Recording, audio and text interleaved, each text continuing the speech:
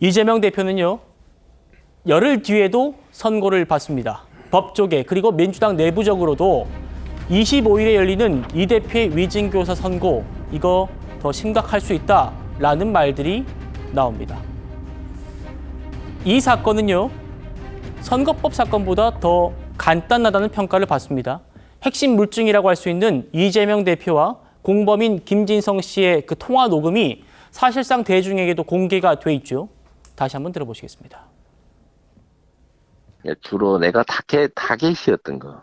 그냥 있는 대로 막 세월은 다 지났잖아요. 이게 지금 매우 정치적인 좀 배경이 있던 사건이었다는 점들을 좀 얘기를 해주면 도움이 될까요? 글쎄, 너무 오래돼서 기억도 사실 크게 기억도 잘 안 납니다. 사실은 안 나는데 어떤 취지로 저기를 해야 되는지를 한번. 네네. 내가 변론 요지서를 하나 보내드릴게요. 가능하면 소감이 있었다는 얘기를 해주면 딱 제일 좋죠. 애매한 게 그때는 이제 제가 밖에 먼저 나와서 선거를 위해서 먼저 나왔거든요. 내부에서 사실 이제 누가 이제 KBS랑 연결했을지 모르는데 그런 얘기를 들었다고 해주면 되죠. 정영진 변호사님. 네네. 법정에서 이 30분 녹취가 전부 다 틀어지기도 했잖아요. 네네. 그러니까 모든 판사와 검사, 방청객석에 있는 분들도 다 들었단 말입니다. 그러면 이 재판에서 쟁점이 뭡니까? 물증을 다 들었단 말입니다. 쟁점은 다 나왔어요. 다 나왔고 이런 상황을 가리켜서 뭐라고 이야기하느냐. 설상가상이라고 하고요. 여우도 피하지 못했는데 이제 호랑이 만난 격이 아닌가. 저는 그런 생각이 들고요. 상식적으로 모든 걸 다 떠나가지고 이재명 대표 위증교사는 훨씬 더 빼박입니다. 그러니까 이재명 대표가 상대적으로 공직선거법은 그렇게 걱정하지 않는 듯한 그런 모습을 보이면서도 위증교사에 대해서는 굉장히 민감하게 생각하지 않았습니까? 그게 왜 그러냐면요. 두 사람 때문에 그래요. 누구 때문에 그런 건가? 첫 번째, 실질적으로 법정에 나가서 증언을 했던, 위증을 했던 김모 씨 있지 않습니까? 김모 씨가 나와가지고 뭐라고 이야기했느냐? 나 증언했는데 그 증언이 거짓말이었다. 다시 말해서 위증이었다라고 다 자백했잖아요. 그런데 김모 씨가 왜 위증을 갖다가 했습니까? 자기가 스스로 자발적으로 위증했습니까? 그렇지 않았다라고 그것도 자백을 했어요. 왜 위증을 했느냐? 교사가 있었다는 이야기죠. 누군가가 나한테 대해서 위증하라고 교사를 했는데 그 사람이 바로 이재명 당시 경기도지사였다. 왜 내가 위증을 할 수밖에 없었는가? 나는 위증이라고 하는 게 범죄라는 걸 알고 있었고 위증하면 형사처벌 강하게 받는다라고 하는 걸 알고 있었는데 그럼에도 불구하고 왜 위증을 할 수밖에 없었는가? 현직 경기도지사는 나한테 무지무지하게 높은 사람이다. 나는 어떤 사람이었느냐? 성남시장 가방 들고 다니던 사람이었는데 성남시장보다 몇 단계 높은 그 경기도지사가 직접 김모 씨가 증언할 때 이 사건 관련해 가지고 법정에 나와서 뭐라고 이야기했느냐? 경기도지사같이 높은 사람이 첫 번째 직접 다른 사람 시키지 않고 본인이 직접, 두 번째로 한 번도 아니고 두 번도 아니고 여러 차례 수차례 이렇게까지 이야기를 갖다가 하는데 교사를 하는데 그거 배견하지 않을 수 있겠느냐? 그 중압감 때문에 내가 위증할 수밖에 없었다 이렇게 이야기했는데 뭐가 더 필요합니까? 거기에다가 한 명이 더 있어요. 그게 누구냐면은 유창훈 부장판사입니다. 네.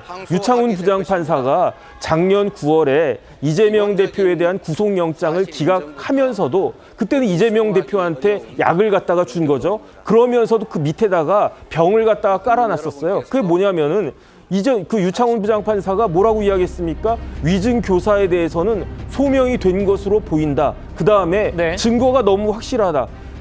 인멸할 증거 자체가 없다 그렇게 이야기했단 말이에요. 인멸할 수가 없을 정도로 증거가 너무 확실하다. 그러면 유창훈 부장판사가 쓱 봐도 그렇게 누가 봐도 이게 위증교사가 확실한데 이거를 갖다가 어떻게 방어할 수 있을 것인가. 저는 열흘 뒤에는요. 이재명 대표와 민주당에게 더 큰 곡소리가 날 수밖에 없다. 저는 그렇게 예측하고 있습니다. 더 큰 곡소리가 날 수밖에 없다. 윤주진 위원님. 예. 지금 위증을 한 정범이라는 김진성 씨요. 내가 위증했다. 이렇게 지금 자백까지 하고 있는 상황 아닙니까? 그렇습니다. 그러니까 김진성 씨는 이런 말을 했어요. 자기가 위증교사를 당하지 않았고 이거는 마치 이재명 대표가 시키지도 않았는데 본인이 직접 나서서 한 것처럼 이렇게 몰아가는 이재명 대표에 대해서 상당히 꼬리자르기다. 이건 정말 인격적으로 너무하다. 이런 식으로 김진성 씨가 말을 했을 정도로 김진성 씨는 이제 와서 이제 모든 위증교사를 다 실토를 했는데 이재명 대표만 현재 아니라고 부인을 하고 있는 상황이에요.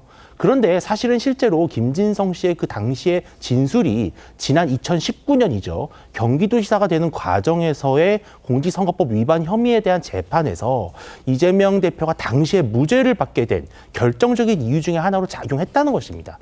그래서 저는 오늘 25일의 선고에 있어서도 이번 15일 오늘 선고와 마찬가지로 재판부는 어떤 말의 토시 이러한 것들을 보는 것이 아니라 의도를 보는 것입니다. 네. 즉 이재명 대표가 어떤 맥락 속에서 왜 김진성 씨에게 전화를 해서 이러한 부탁을 했느냐.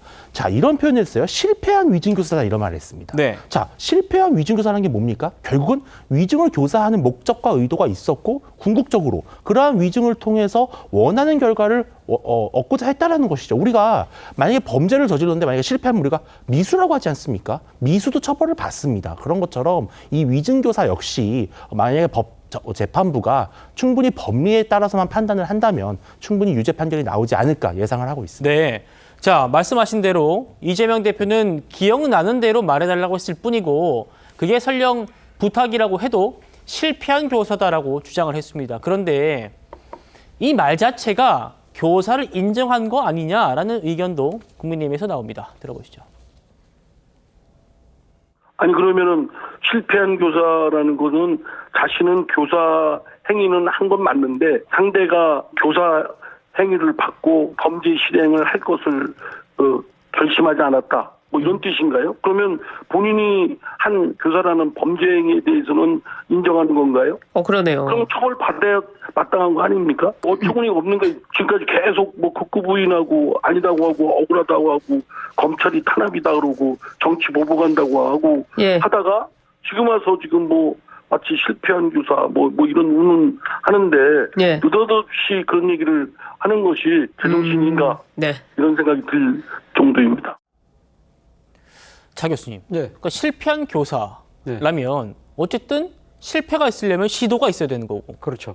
교사를 시도했다는 거 아니냐. 이거는 범죄 자백 아니냐 이런 주장입니다. 이상민 의원이 또 변호사시잖아요. 예. 그렇기 때문에 뭐 법률 전문가의 시각에서도 그렇게 이렇게 아주 조리 있게 말씀을 하셨습니다만 일반인인 제의 눈높이에서도 봤을 때도 사실 좀 말이 안 되는 이야기라는 생각이 듭니다. 사실 위정교사를 상당히 지금 엄하게 처벌하는 이유 중에 하나가 소위 말해서 사업 질서를 방해하는 거잖아요. 그런 부분들에 대해서 상당히 그러니까 문제가 있다는 그 문제의식에서 본다고 한다면 실패가 했다 하더라도 그러니까 이 위정을 교사를 시도했다는 것 자체가 국가의 사업 질서를 흔들려는 그러한 의도를 갖고 했다. 그것도 본인의 정치적인 생명을 연장하기 위해서 그렇게 해서 이 지금 공공한 수단을 사용을 했다고 한다면 무엇보다도 정치인에게 가장 중요한 이 신뢰라는 부분이 무너질 수밖에 없는 상황이기 때문에 사실은 뭐 그러니까 이제 실패한 위증교사라는 그 말 자체가 저는 이재명 대표가 어떤 의도로 했는지 정확하게는 알 수는 없습니다만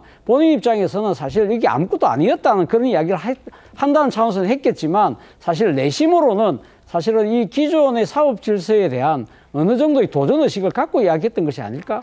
그런 부분에서 아마 제 생각에는 재판부가 이런 대목조차도 상당히 유의있게 보지 않을까 하는 생각이 들고 그런 차원에서 본다고 한다면 사실은 이번에 공직선거법과 그리고 위증교사라는 이 두 사안을 보면 일부에서는 그런 이야기를 하더라고요. 산 넘어 산이라고 하는데 예. 어떻게 보면 지금 공직선거법은 제가 생각해 산도 아니고 언덕 정도인데 언덕 정도도 이렇게 힘든데 더 큰 산이 지금 놓여 있는 것이 아닐까 하는 생각이 듭니다.